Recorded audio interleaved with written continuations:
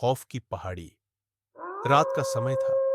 चारों ओर घना अंधेरा और हल्की ठंडी हवा बह रही थी। विनय और उसके दोस्त अपनी ट्रैकिंग यात्रा के दौरान पहाड़ों की ओर बढ़ रहे थे।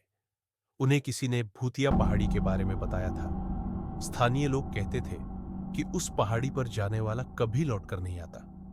लेकिन विनय को भूत प्रेतों पर भरोसा नहीं था और दोस्तों के बीच वह मजाक में बोला, चलो आज इस पहाड़ी का सच पता करते हैं।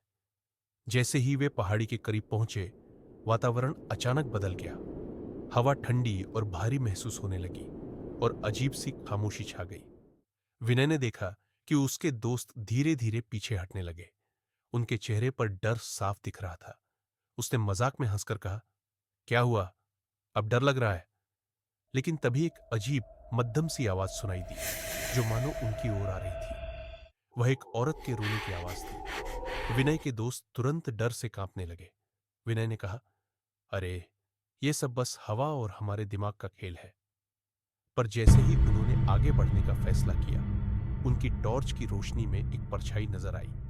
एक सफेद साड़ी में लिपटी एक महिला, जिसके बाल बिखरे हुए थे और चेहरा दिख नहीं रहा था। विनय ने आवाज देकर कहा, कौन है वहां? पर कोई जवाब नहीं आया। उसने पास जाकर देखने का फैसला किया। जैसे ही वह महिला के करीब पहुंचा, उसने अपना चेहरा ऊपर उठाया। उसकी आंखें खाली काले गड्ढों जैसी थीं और होठ एक अजीब मुस्कान में फैले हुए थे। उसकी हंसी धीरे धीरे गूंजने लगी, जैसे पूरी पहाड़ी उस हंसी से कांप रही हो।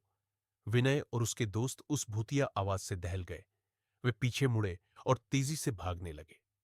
पर हर तरफ से वही हंसी और वही रोने की आवाजें उनका पीछा कर रही थी। जैसे ही उन्होंने पीछे मुड़कर देखा, वो औरत हवा में गायब हो गई थी, लेकिन उसकी हंसी अभी भी पहाड़ी में गूंज रही थी। विनय और उसके दोस्त मुश्किल से गांव वापस लौटे।